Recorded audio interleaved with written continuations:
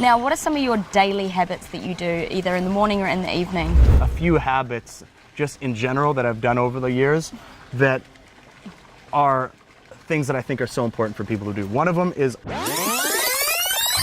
Hey legends, we are here in Bali, Indonesia, and this is my first conscious collaboration, so I'm so excited. This is Gavin. Now, I met Gavin at the recent Elevate event, which was for personal development. So what was it that made you want to commit to your own personal development? You know, I've been doing this now probably 7-8 years, so since I was 25, and as soon as I got a taste of this new way of seeing the world, new way of living, the ability to be completely free, live where you want, do what you want, when you want, with who you want, make an impact on other people's lives. Like just thinking about that new perspective of giving versus taking, or trading hours for dollars versus trading value for dollars. I just kept going down the rabbit hole and trying to find mentors, amazing people, amazing knowledge, information, and just surrounding myself with like incredible human beings. So that's why I'm always going to these different events, finding the right people, curated groups of people who are all in this shared vision of wanting to make an impact in the world. Yeah, and improve themselves. Absolutely. I don't think you can really improve the world without improving yourself. And really like something Jordan Peterson talks about, really goes into the fact of, you got to take responsibility for yourself first. So he's like, a lot of people will talk about how the world needs to change and how this should be that way and that should be this way, whatever, but they're not even making their bed or keeping their room clean. And it's like, I'm not saying you have to be perfect in all areas of your life to make a difference, but we do have to work on ourselves in order to like influence our external world. Yeah, I love that. And what would be the biggest takeaway that you got from that event? I love what Gerard Adams said. Yeah, mudita, the Sanskrit, that's a Sanskrit word, mudita, and just having massive joy and happiness watching somebody else succeed and wanting to support their dreams versus how can I get. And the big thing that happens when somebody's like in a financial situation that's not where they want to be is it's because they're trying to get money. But you can't get money. Money is just paper. It's a medium of exchange. It's the lubrication between real value forms. So if you have this mindset of how can I give massive value to people? How can I really want other people to win? How can I support as many people as possible? How can I connect as many people as possible? Or like the Zig Ziglar quote, the more people I help get what they want, the more I will eventually get what I want. But the idea behind it is not how can I do something for someone so I can get in return? It's how can I give unconditionally, without expectation. And of course, over time, the universal laws will give you what you want. It's almost impossible for it not to, because this universe is built on such specific laws, cause and effect, polarity. You can go down the list, like you can drop something right now and it's gonna hit the ground over and over because it's the law of gravity, right? Yeah. So the law of value is such a powerful way of thinking about it. And when Gerard said that mudita, I'm like, that's really that hidden secret to the law of attraction. Yeah. Is because jealousy and envy is, that's the thing that's gonna keep everything. You're gonna repel everything from you because you're gonna be like, that person's lucky, they're rich because they cheated, they took steroids to get in shape. And it's always gonna be pushing it away because you don't wanna actually go do the work, right? So it's easier to pull someone else down to feel better about yourself than put in the work to get better yourself, right? So when you start to really appreciate and be in this like inspiration mode because of other people and because of supporting other people, now you start to become that, and it's a beautiful process. Absolutely. So people who are new to this whole law of attraction, can you explain a little bit further what that means? Yeah, because until I was 25, I really didn't have much going for me, right? And then, you know, over the last couple of years, building multi-million-dollar businesses, living in Bali, traveling to over 40 countries, having just incredible friends, being able to do cool interviews like this, having full-time videography, like all this stuff. This was all once just an image in my mind, right? And 7 years ago, I ran into Brian Swan's video. It's called Create Your Perfect Day. And I wrote down 7 pages, or 6-7 pages of exactly what I wanted my life to look like. From the moment I woke up to the moment I went to bed. The foods I wanted to eat, how it smelled, how I would open my eyes, how I felt, what I was looking at, where I was living, all of that. And now that's my life. So I I'm so 100% positive about the law of attraction and how it works, but there's many elements to it. And I'm just gonna go over a couple right now. So Awesome. one of them is just the metaphor of like a radio signal, right?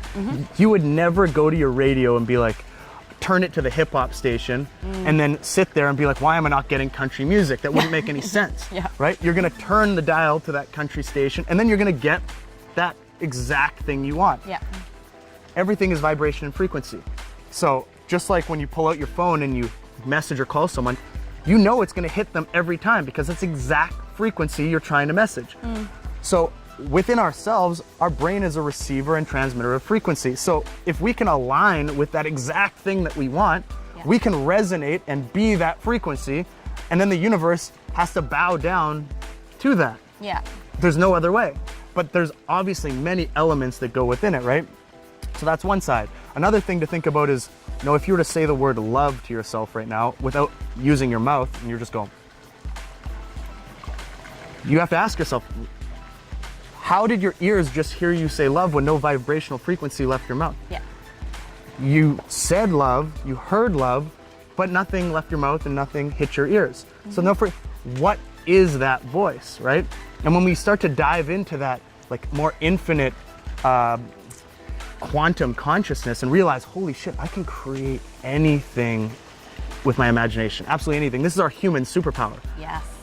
As an animal, let's say, you are basically living like off instinct, trial and error. This is why evolution takes such a long period of time. And this is why as human beings now, we're progressing so fast because we can look into the future 10 years and pull that future vision into the present moment and manifest and create it and create freaking iPhones and like insane, go to the moon and hit it at the get there within a millisecond. The laws are so precise, and now we're able to use our imagination and decode how to do it and then actually create or attract whatever it is. So I believe in the reverse engineering and the architecture of this scientific way of looking at it, but it's invisible, so it's hard for a lot of people to believe. Absolutely. Right? Yeah. So it's hard for them to see it.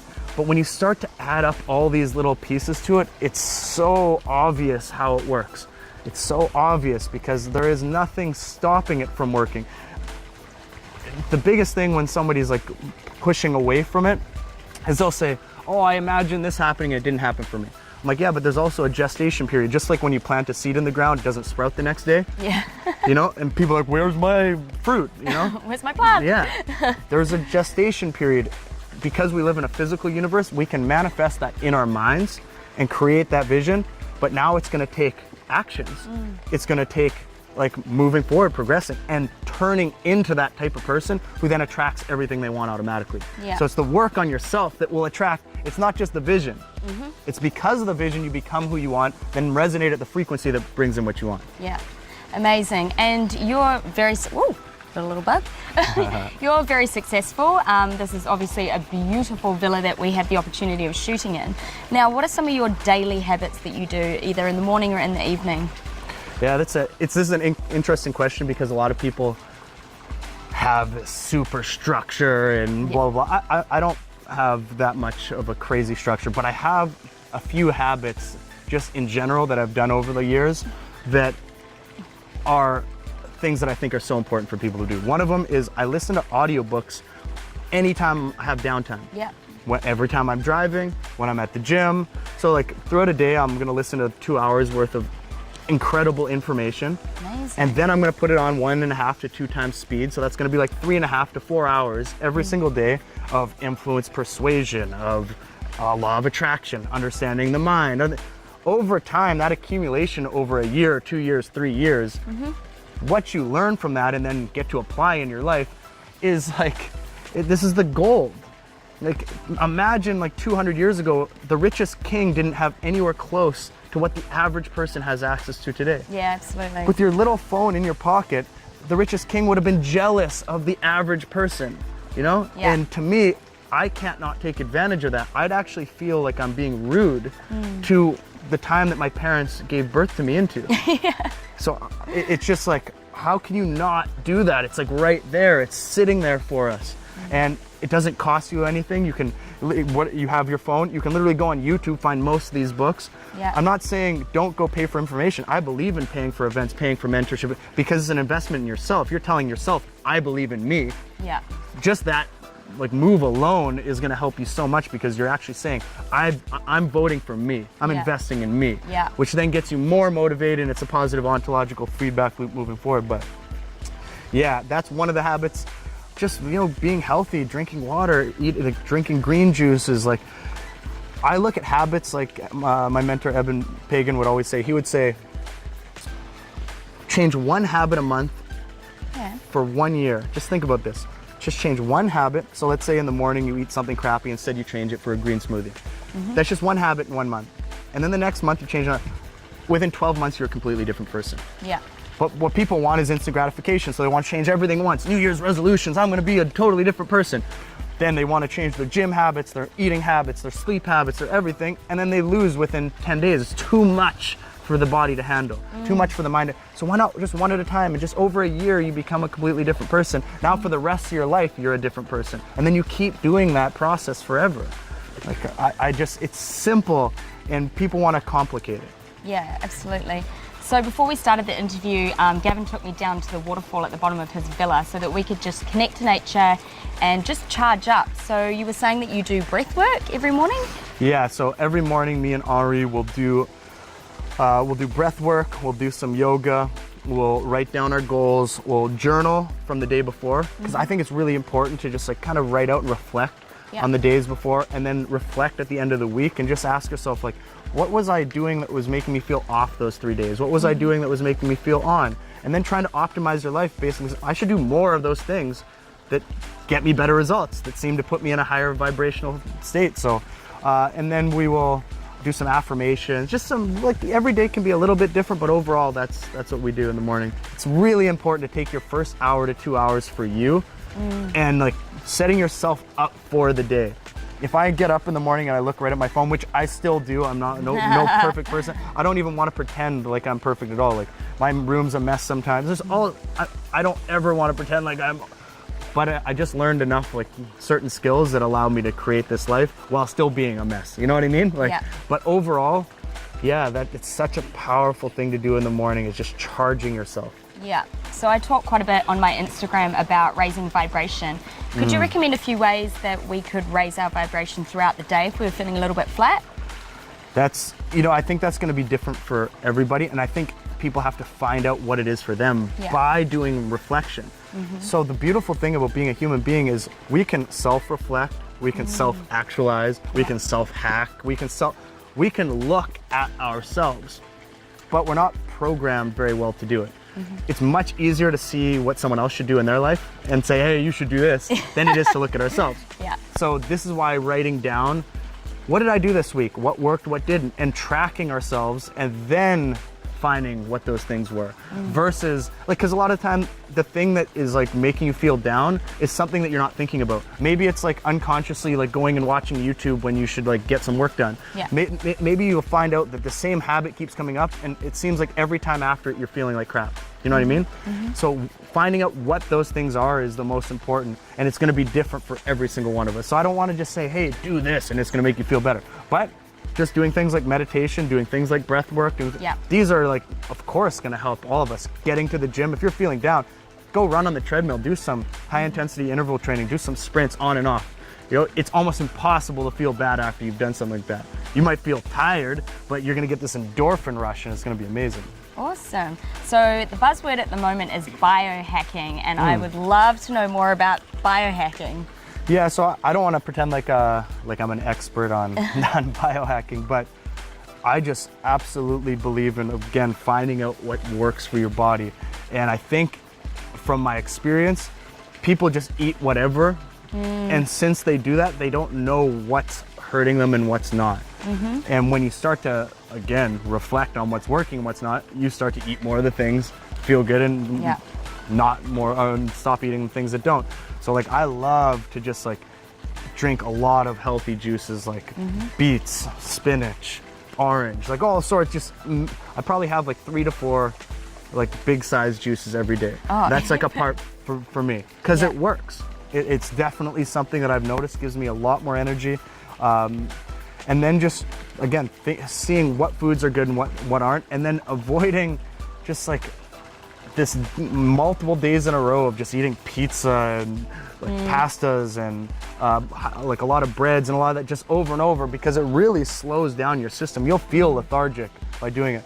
I also do intermittent fasting, so I don't eat my first meal till about 1 or 2 o'clock. Cool. And that's just for me.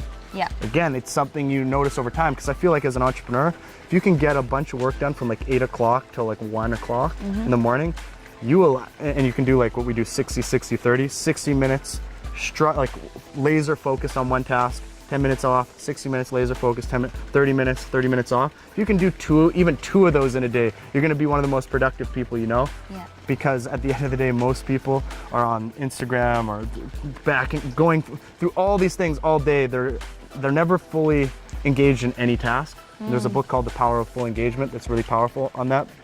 When you're fully engaged in something and you train your brain to fully engage for long periods of time, you really separate yourself, especially in this society. It's like they were saying our attention span is getting like less than a goldfish or something, like 6 seconds or something. Because people are like Instagram, then they're this, then they're that. It's almost impossible for people to focus. Yeah. So. Cool. Now, Gavin's Instagram is amazing. There's so many different techniques on mindset, but he also has a lot of recommendations on great books. So could you give us a couple of recommendations on some game-changing books for you? Yeah, I like there's 3 books that I like to share with people all the time.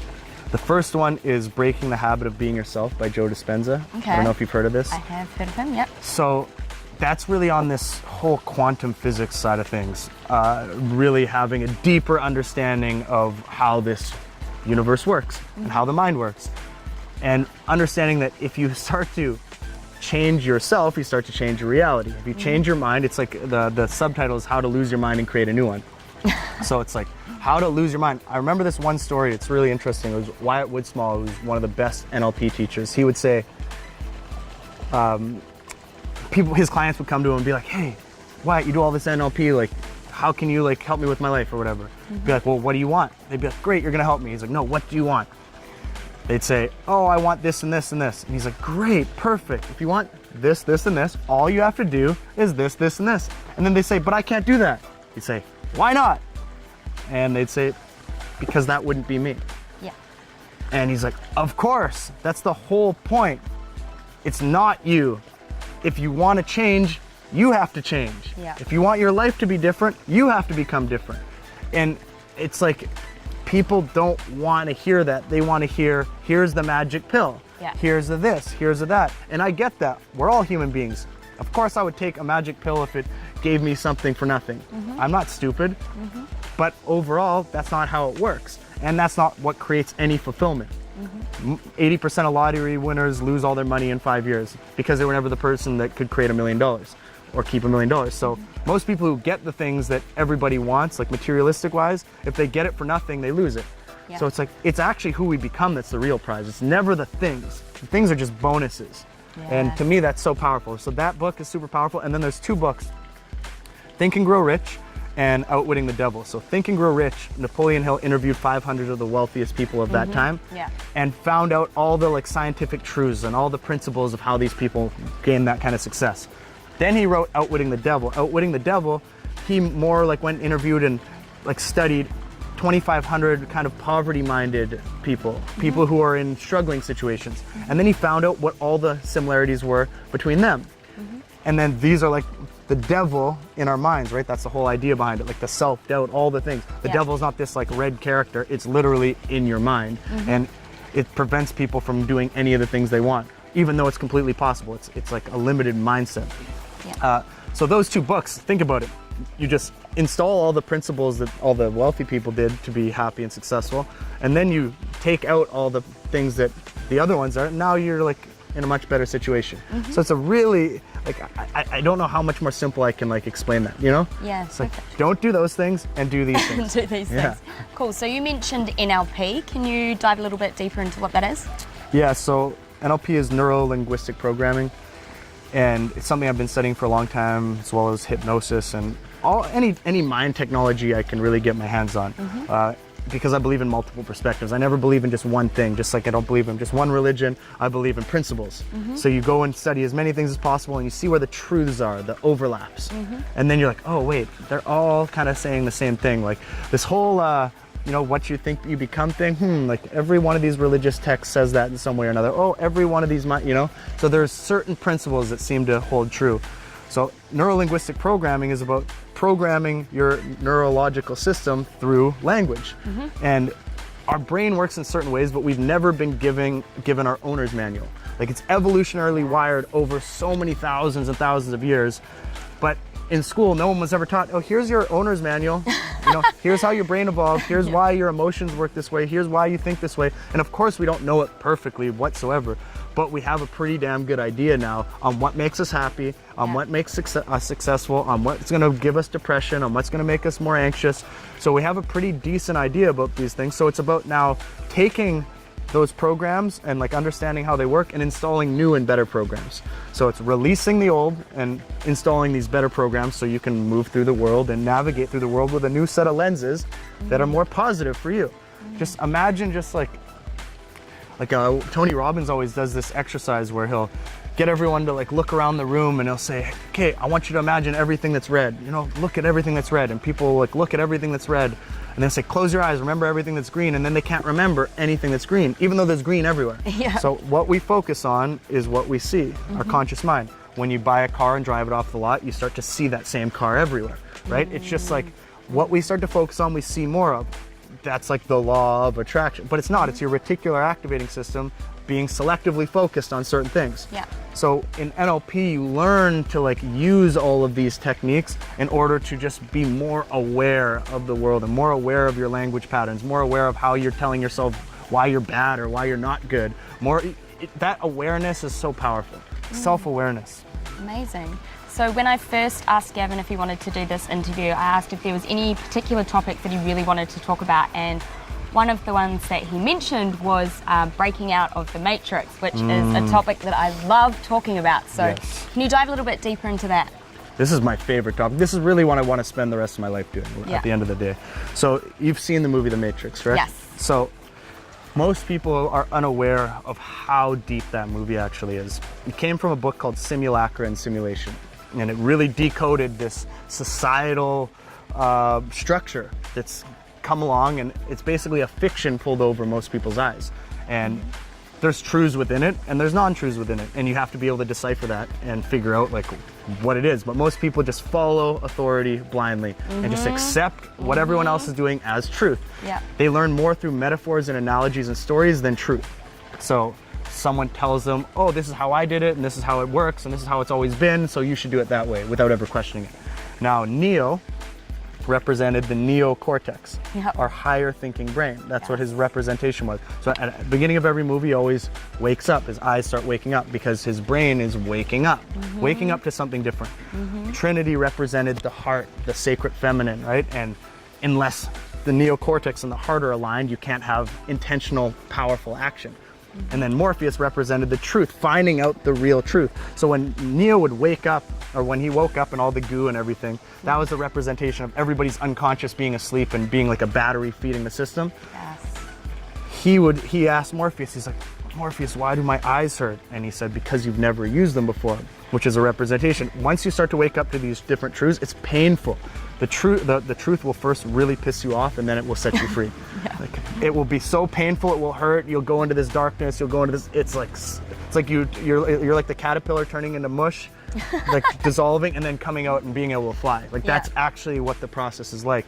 So breaking free from the matrix and starting to understand these processes, like now you start to see signs and symbols. Like you're like, wait, that symbol's telling me to do something. And versus like, if you don't do it, the universe might slap you in the face and be like, listen, I was giving you that white rabbit to follow and you didn't follow it. I'm gonna slap you for not doing it. You weren't courageous enough to do what you wanted. So when someone's like, oh, I wanna start that business, and now instead they just stay doing what they were doing because they were too scared to take the leap. Maybe their friends and family said they can't do it or blah, blah. Now they're gonna be stuck in a depression because they're not following what their heart is telling them to follow. And then within that, if they're not aligning their consciousness with their heart, now their consciousness will still be able to do like their day-to-day tasks and blah, blah, blah, blah, blah. But they're gonna feel unfulfilled because they're not aligned. Yep. And then if they're not aligned with truth, then they might be taking a lot of actions that don't get them the results they want. People will message me all the time, how do I lose belly fat? And they actually, again, want the magic pill. They want the false reality. They want the ignorance is bliss, right? From the Matrix, right? Ignorance. You're ignoring truth, right? It's there right in front of you, but you're ignoring it. So now you get, again, slapped in the face for not doing the thing. And you're like, well, why do I not have abs? Well, it's because you're not doing the things that will get you abs. You know, you're just wanting it for nothing. Yeah. You can go so deep into this matrix topic, but at the end of the day, just being like really willing to go after truth and being curious and wanting to discover and being on that hero's journey, right? That journey where you know things are going to happen along the way. There's going to be challenges. You're going to have to overcome things. It's going to be hard. It's going to be a struggle. But just believing in the fact that it's the person you become that's the real prize, that's the powerful thing that you have to look at. If you look at every single movie where somebody achieves something at the end, Rocky or this, that, it was never the belt that was the prize. It was always the emotional feeling you got when you watched him become that person at the end. He was someone new. And that's what makes you emotional, not the title, not the belt. It's like all that hard work paid off because of who he became. And that's so powerful. Yeah, I love that. So on my Instagram, I talk a lot about alignment. And what does living in alignment look like for you? It's a constant process. And alignment is, again, if your heart feels unaligned, if you feel like you're doing something that's wrong, it's probably is, right? It doesn't always have to be, but because sometimes our intuition will be wrong too. We're not always right everything that we feel, but if you're like thinking about something, you're like, that's for me, you know, like I really want to be doing that. Whether that's like, you know, moving from your city to somewhere else, or do this like digital nomad thing, or whatever it is. If someone's feeling that deep in their heart and they're not doing it, they're going to be out of alignment. But even if they start doing it, and again, the challenges come up, you know, you lose all your money, you go broke, which I went through many times, you're still moving towards that thing that's calling you. So it's a constant process of alignment. But how I look at it is like this. When you first start this journey and you're moving towards, it's like, this is the line. At first you're like doing this and you're barely getting anywhere, and you're constantly getting knocked off. But as you start to do it more and more, it gets faster and smaller, right? And then you start to be more in alignment, right? You're getting closer and closer to being there and not getting knocked off as much. And when you're knocked off, it's smaller and smaller. So that just comes from the journey. And no one, again, wants to hear that. They want to say, I'm going to wake up and I'm going to be in alignment and my business is going to be successful and I'm going to have the right people in all of this. It's like, no, it's the process. It's who you become. Everyone else who you want to be or like be friends with, they've gone through that process. That's why you're looking up to them. So you're not just going to jump up and be at that level with them. You have to go through that too. You know, it's not just, hey, I'm here, be friends with me. And I've seen this with a lot of people with that whole mudita. They'll go up to someone and they'll want them to be friends with them, or they'll want them to help them with their business. And then they'll be upset because they have this expectation that this person is just going to be like, yeah, well, here's money, here's this, here's my, it's like, no, you haven't done the work yet. You know, and they're not just going to be there and like they have thousands of people asking them the same things. They're waiting for those people who know they have to do the work. They're waiting for those people to come up and be like, how can I work for you for free? How can I help you support your dreams and your business? Not how can I get, how can I give? Completely different mindset. And it's not just the outer work, it's all of the inner work as well that you really have to do. So the inner work is like, that is everything, right? I believe in the external as in like reading the books and all of that. But at the end of the day, all those books are doing is making you connect dots inside. And then you project that to the outer world and it projects back to you. Like this whole idea of ontological design is so powerful. It's like as human beings, we build the church, we go into the church builds us, right? It's like we build our office space and our environment, our office space builds us. We build our habits build us. You know, we build our knowledge base, like whatever it is, the books that we want to listen to, those books build us. And it's an ontological feedback. It's a positive upward spiral. Whereas if our environment and everything around us is random, well, our life is going to be random. We're not consciously designing anything. So we need to be the conscious architects of our life, once we've consciously architected the life we want, then we can start to reverse engineer. And then we can start to set these things up. But like Steve Jobs said, we can only connect the dots going backwards. So all we can do is our best moving forward. So we can consciously set up our best habits that basically make it inevitable to achieve what we want. Cool, let's shift the conversation a little bit now, because I know that a lot of people on my Instagram really bite whenever I start talking about dating. And so I really love bringing this topic up. And I would like your idea on how people can be a little bit more conscious when they are dating and trying to find their soulmate. Yeah, so there's so many angles to this. And I'm definitely not a good example of this in my past. I had so many messed up relationships. I was not the right person, which would attract not the right person. So you go through these cycles of realizing, like, a lot of times you're trying to find your other half, or maybe you're lonely, so you're like in a relationship, or maybe you're in scarcity and feel like you're never gonna find someone else again. And there's these cycles that we go through. And then we start to realize, oh wait, it's me, you know?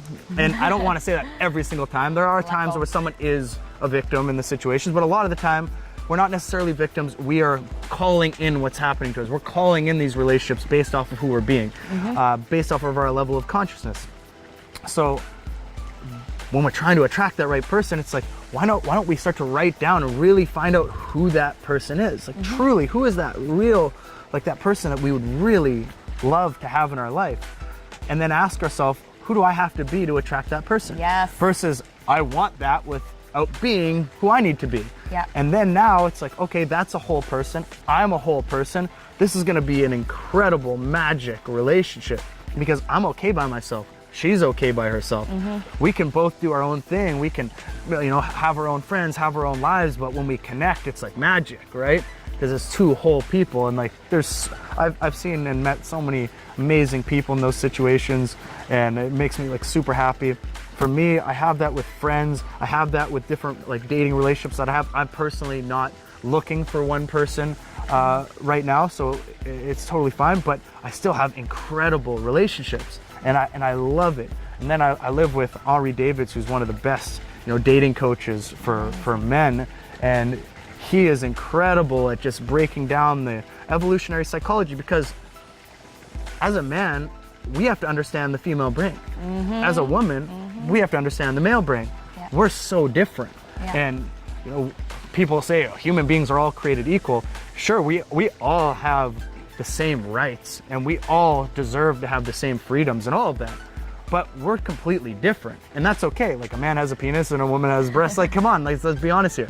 We are not completely the same. And the female brain will work a lot more off of like making tons of different connections. You have a lot more white brain cells.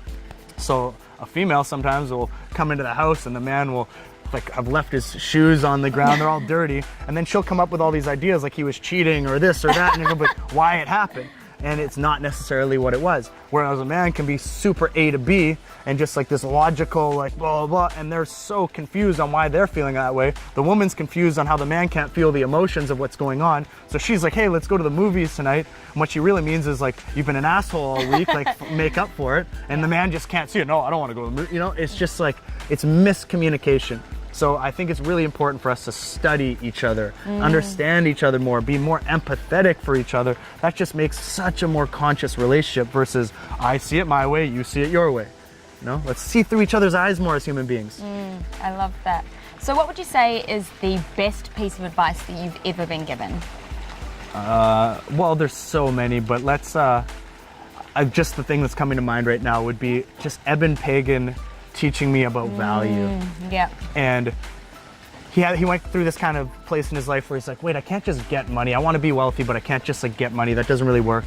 So you come up with these kind of schemes when you're trying to become an entrepreneur, and you're like, how can I get one people all to give me $1 million? It only costs them $1 each. I become a millionaire. That's not, you know, that seems pretty easy. It's like, but wait, I'm trying to get from people again. So then we start to ask ourselves, well, that's not going to work. And I tried to do this entrepreneur thing, it didn't work. I'm now back at a job and I lost all this money and I borrowed money from friends and family. And I went through this whole cycle, and why the hell didn't it work for me? Why are these other people making it happen? And if we could just realize we were just so close, and all we had to do was just flip over the equation and say, how can I provide $100 or $1,000 worth of value to 1 million people? and then turn around and ask, like, you mind, give me some paper in return, right? And at the end of the day, if you were to only sell, like, let's say to 2 or 3 people, and let's say every time you're getting the worst end of the deal, meaning they're getting more value than the money they're giving you. No one ever exchanges their money if they don't feel like they're getting more value, correct? So if they're getting more value and you're getting less value, but it's only a small amount of transactions, well, you are still broke, right? Because you didn't have enough transactions. But if you do it on a mass scale, and everybody that you're serving, all your customers, are winning and their products are making their lives better, and their money is going to somewhere good for their lives, and you do that on a mass scale, you become very wealthy, helping a lot of people. So that equation is so obvious, it's so there, but since we're so in our egos and so in like what's called the monkey trap, I don't know if you've ever heard of this, but in Africa they'll hollow out a hole in a tree, they'll put this big nut inside, this monkey will come around, grab in, but as soon as he grabs the nut, he can't pull his hand out. And then this hunter will just come and kill the monkey because the monkey's looking at him, but he wants the nut so bad he can't let go. And this is how our minds work. We can't let go of our old beliefs. We can't let go of this old way of thinking, this whole matrix way of like how the world works. We can't let go of it. So we keep doing the same things over and over, expecting the results to change. And we actually just destroy ourselves. Whereas if we could just let go, take on new beliefs, like Bruce Lee would say, empty your glass of Coke, your clouded knowledge, and pour in my pure knowledge, and then you're going to be able to do this martial arts. But if you can't empty that out, I can't give you any of mine. So it's this mindset, like we have to be able to really let go. That's why Emil and Joel were constantly working on letting go exercises, because they realized the importance of letting go to refill. You don't pour in on a bad foundation. You don't build a skyscraper on like freaking sand, It doesn't work. It's as soon as the storm comes, it falls over. So we have to build on these solid foundations. That's why I'm so like, my highest value is truth. Nice. Like the more truthful you live, the more you look for truth, the more you stop just accepting things just because everyone does them, the more you go into that pain of like realizing how things like work. You're like, oh my God, like that's hard to accept, but at least now I'm aligned with the truth. And it's super powerful. This is the same thing in relationships. I'm not gonna go and right now in my life say, hey, I want a monogamous relationship and like fall in love with someone, and then it's all a lie, wearing a mask just so you can like sleep with someone. Like that's like some pretty scummy shit, you know what I mean? Yeah. But what if up front you're like, I'm not looking for a relationship. I am more dating around. I am seeing other people. This is who I am. This is what I'm doing right now. Now you're leading with truth. Yeah. There's a powerful way, when you can sit in your truth, no matter how uncomfortable it is to say to somebody, there's so much power behind that. I love that. Awesome. Well, that comes to the end of this interview, and I hope that it really did resonate with you. If it did, make sure you like and comment and also subscribe to my channel. Thank you so much, Gavin, for being with us today. Thank you, gorgeous darling. Amazing. You're amazing. Thank you so much. And guys, make sure you come back and check out more videos here. Peace, guys.